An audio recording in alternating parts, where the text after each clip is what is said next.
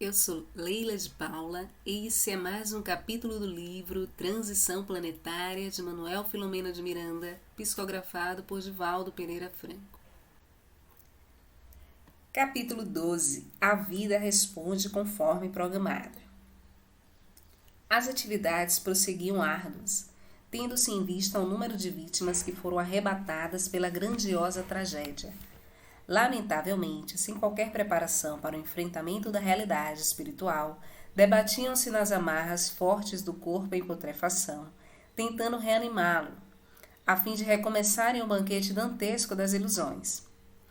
Quando os esforços não se coroavam de êxito, o que jamais acontecia, o desespero alucinava-as, demonstrando que viveram apenas para as sensações. Certamente havia muitos espíritos enobrecidos pelo trabalho e pela dignidade, pela fé religiosa esposada, pelos valores morais a que se entregavam, que eram socorridos por familiares queridos que os anteciparam na romagem da imortalidade, por abnegados mentores que os auxiliaram na jornada terrestre. Referimos-nos à maioria, à mole humana descuidada, para a qual a existência é apenas uma viagem ao país das quimeras, sem o sentido profundo de que se reveste. Como, porém, o amor de Deus está sempre presente, não lhes faltavam socorros efetivos do mundo espiritual, como ocorria em relação ao nosso pequeno grupo de afeiçoados ao bem. Encontrava-me atendendo a uma senhora desencarnada, ajudado pelo irmão Oscar, que tentava romper inutilmente os liames perispirituais, experimentando muitas angústias. Dei-me conta do seu estado adiantado de gestação, notando a presença do espírito feto, que se encontrava adormecido após a morte orgânica, porém imantado ao corpo da mãezinha.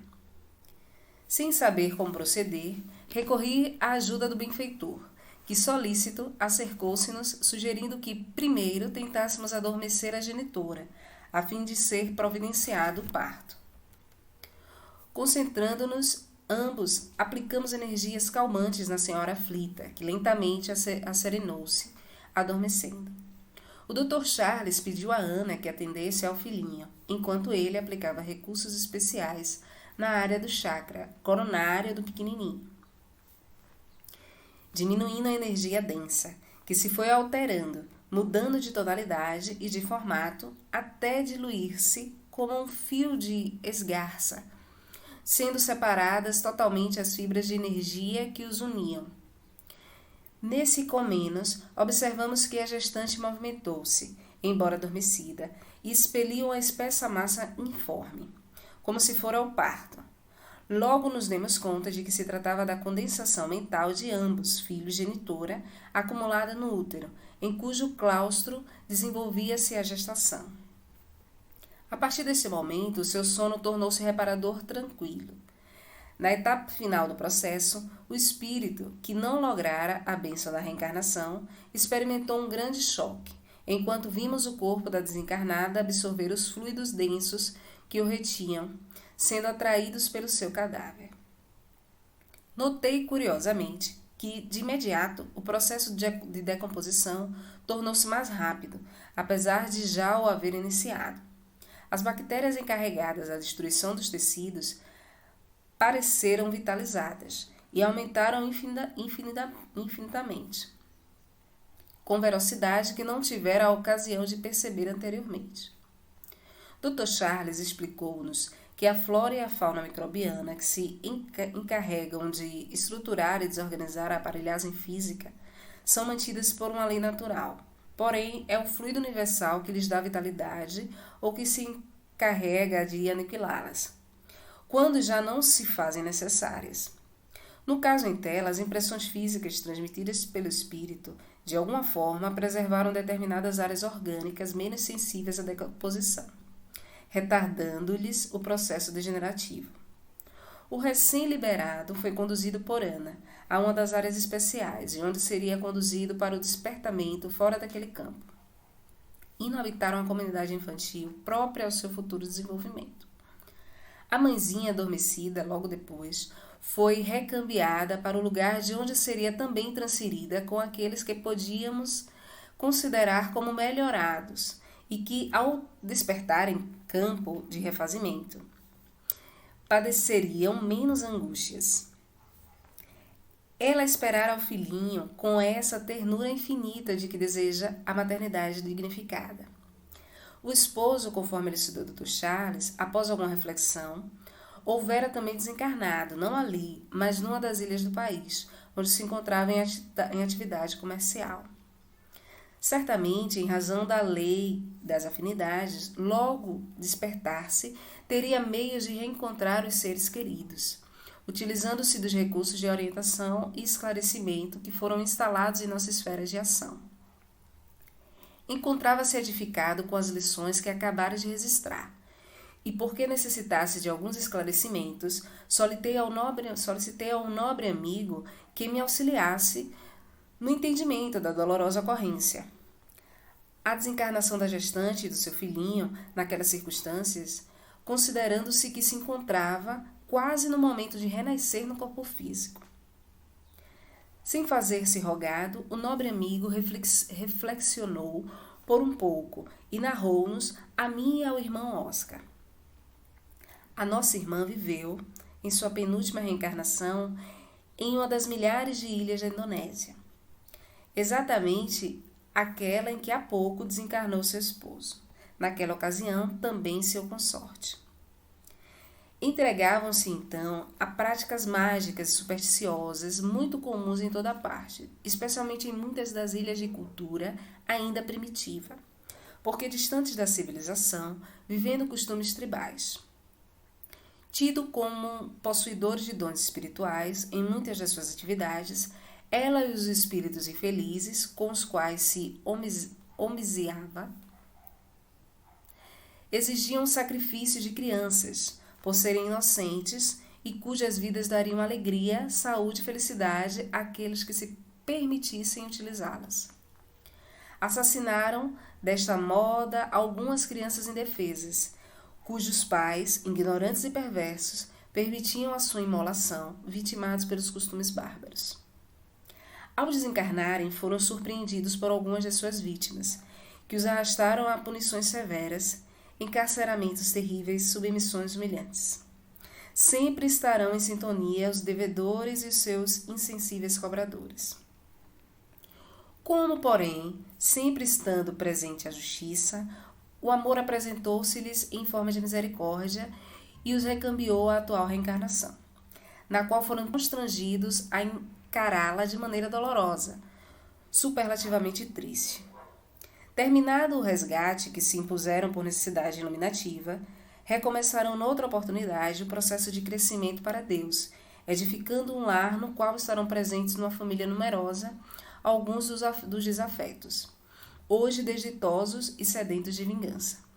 O amor é a luz que apaga a escuridão do ódio, diluindo em claridade de ternura e de compreensão. Silenciou por um pouco para logo concluir. O filhinho, que lhe veio imantado ao perispírito, após havê-los perdoado, sofreu a reparação pelo mal que lhes impusera no período em que se viram na erraticidade inferior. Voltará ao carreiro físico, também rico de esperança e de alegria. O genitor desencarnou na mesma ilha, onde praticara magia negra e cometera os hediondos crimes, havendo sofrido um processo prolongado antes de concretizar-se o fenômeno biológico da morte orgânica. Foi lento o deslindar-se das amarras carnais, experimentando aflições superlativas até a consumpção total. As soberanas leis sempre se encarregam de reequilibrar a ordem onde se haja manifestado a agressividade e o crime, o despautério e a crueza dos sentimentos. Ninguém que agrida a vida prosseguirá em liberdade, porque ficará imantado ao erro, até que reconquiste a paz resultante do dever nobremente exercido e da consciência harmonizada. Por outro lado, onde se encontra o agressor sandeu, advinculada estará a vítima, que, não havendo perdoado, estabelecerá seus planos de vingança. Sempre, portanto, que se viva com harmonia, desincumbindo-se dos deveres que lhe dizem respeito com seriedade e elevação, será lograda a felicidade real, aquela que nada consome. Quando silenciou, deixou-nos a sensação de coragem, assinalada pela alegria de viver no serviço de autoiluminação. A noite, porém, prosseguia lúgubre, ameaçadora. De certo modo, relâmpagos e trovões, chuvas intermitentes tornavam o nosso trabalho mais penoso.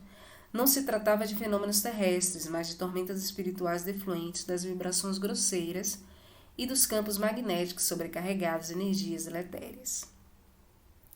Na imaginação de alguém menos experimentado, logo se teria ideia de tratar-se ali do inferno mitológico, onde não luzem a misericórdia nem a compaixão.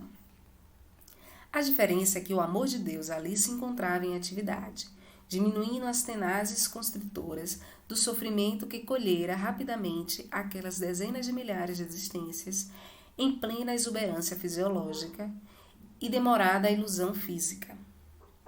Não havia, porém, tempo para aprofundar reflexões que ficariam para a ocasião própria, sendo-nos indispensável servir, quanto nos estivesse ao alcance, sem medir nos esforços para libertar os irmãos equivocados, pouco importando as suas origens, as suas circunstâncias de desencarnação, a religião que professavam. O bem não se detém ante qualquer tipo de fronteira, limite, preconceito, porque é emanação divina para a edificação da vida. Constatava, mais uma vez, que cada criatura é um ser especial, verdadeiro universo a descobrir, desconhecido por ela própria. Em consequência, cada desencarnação é especial, típica de cada indivíduo, porque caracterizada pela sua realidade pessoal. Muito difícil estabelecerem-se regras comparativas sobre a existência e a desencarnação dos seres. Certamente há biotipos que servem de padrão para que se realizem paralelos que ajudam no entendimento das circunstâncias e das ocorrências. Compreensivelmente, defrontávamos essa diversidade de comportamento entre aqueles desencarnados, que se lançavam à aceitação do fenômeno que se consumara, arrebatando-os da esfera física. As circunstâncias imprevistas, mantendo-se com a força titânica da destruição, surpreendera-os, sem que houvesse tido tempo sequer de entender o que lhes estava acontecendo. A onda gigante fora tão veloz e avassaladora que arrastou de roldão tudo quanto se lhe encontrara à frente, deixando rastro de destruição inimaginável.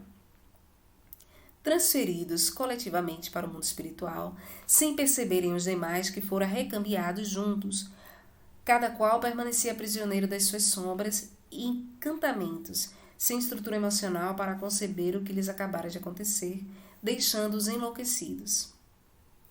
Ainda meditava em torno do drama da senhora gestante desencarnada, quando tive a atenção despertada para uma dama que se encontrava profundamente vinculada aos despojos em estágio deplorável.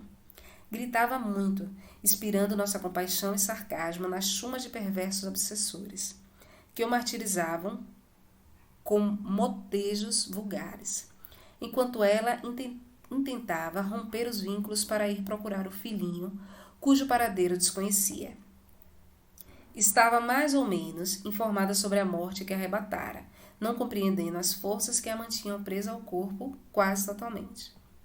Chamava pelo filho com voz pungente, logo se alucinando, tentando arrancar os cabelos, ferindo-se, atirando-se ao solo contínuas vezes, buscando levantar os destroços materiais. Dr. Charles acercou-se e auscultou-a psicamente, procurando ler nas suas paisagens mentais as ocorrências, momentos antes da tragédia coletiva.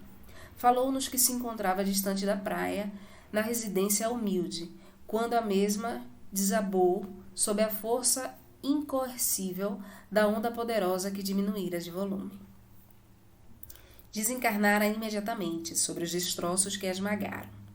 O choque adormeceu-a por largo período, havendo despertado em desespero, menos de um dia após, dando-se conta relativamente do que acontecera.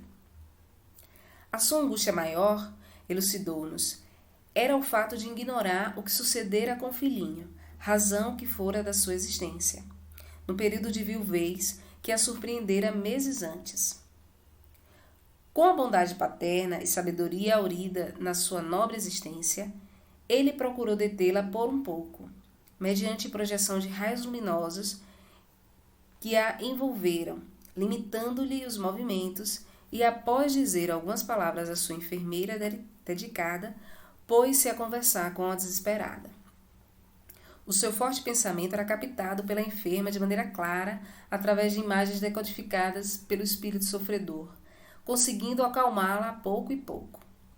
Nesses comenos, Ana chegou, trazendo nos braços sorridente e bela uma criança de pouco mais de 1 ano de idade, que desencarnara, logo se recuperara do drama, apresentando-a ao médico. Este, por sua vez, colocou-a nos braços da desafortunada o filhinho jovial, que a fez sorrir, e acalmou-se, logo passando a cantar uma balada para o adormecer. De imediato, fomos convidados a diluir os liames perispirituais que a retinham ao corpo, conseguindo alguns momentos depois a total deliberação. Aturdida, no instante da emancipação do corpo, pareceu perder o equilíbrio em razão da gravidade ambiente, no que foi socorrida por Ana, que ele tomou o filhinho enquanto nós a segurávamos, e o Dr. Charles hipnotizava, a fim de que Serena adormecesse, o que aconteceu sem detença. Logo após, os pagioleiros a transferiram para a área pertinente, levando também o filhinho adormecido.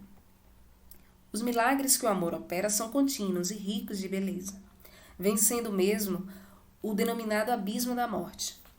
As horas em consequência, naquele báratro, arrastavam-se, lentas e afligentes, carregadas de acontecimentos insólitos, que nos enterneciam num momento, doíam-nos em outro, e despertavam-nos sempre o amor e a compaixão em todos os casos.